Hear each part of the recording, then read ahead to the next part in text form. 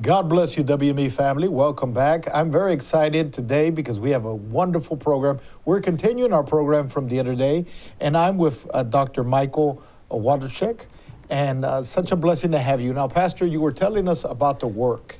You were telling us about the work in Poland and about the refugees that it came in during the war and that are still there. Many are still there, and these are refugees that are not able to go back because they lost everything, literally. Their houses were bombed out. Many have had husbands or children who have died during the war. Yes, and for those people who cannot come back to the country, we prepare a project of long-term housing solutions. So I hope that people who can watch us can also see the pictures of the building, how it looks before and how it looks now. We renovate it, but it's not about the building. Yes, it's the way how we can, the way how we want to help. It's the way how we want to also share the information that God is not restoration the building, God is restoration the internal life. God is rebuilding the dignity of the people whom we serve. And we want to just tell our WME family to thank you for the help and the support towards the work of God. And Pastor, I was in this building. I walked this building, I saw it. We were actually praying about it.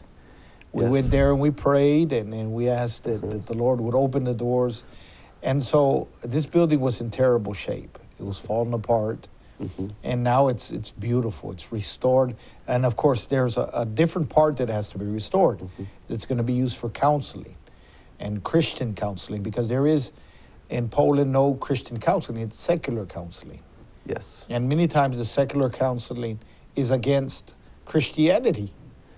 Many times people go with the secular counseling, they'll tell them the problem is the religion, the church, Christianity. And so it's so important to have Christian counseling there, to have people who love the Lord, who love God, to share with these people the love of God. But having said this, there's something special that you guys are doing now. What inspired you, you were telling me, was John chapter 18. Yes, it's true. But before I will tell about John chapter 18, I just want to say thank you so much. For me, it's very important possibility to say thank you so much to you and to the whole WME family for your prayers, for your gifts, for your donations, because without your help, we were not be able to do this work. And really it happens that John 18 inspires us because I really believe that the only one thing which can change us is God's presence. Yes, it's the only one tool which can change the world around us. And in John chapter 18, we read the story when Jesus was arrested. And when when Jesus asked the people, "Who are you looking for?" They answered, "Jesus of Nazareth." And Jesus said, "I am." And I really surprised and I really impressed by this word, yes, because they were soldiers, they were people with muscles, they were healthy. And what happens when Jesus said, "I am"? And because of these two words, they fall down on the earth. The only one thing which can just make all the demons fall down, all the troubles fall down, all the sorrows fall down on the ground, the only one thing which can happen, which can do this, is God's presence. Yes. And at the moment when we live now, the only one way when God's presence is appearing in this world is our presence. So our presence next to the people who need us, who needs our help, it's so important. Yes, at the moment, God has no other mouth to say I am. God has no other mouth than ours. God has no other hands in this world than ours.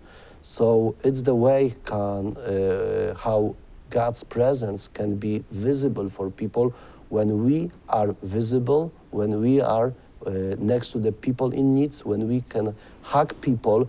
It's the way how God can hug people. When we can read about it in Matthew 25, when we feed people, it's the way how God is feeding people and Yes. feed it.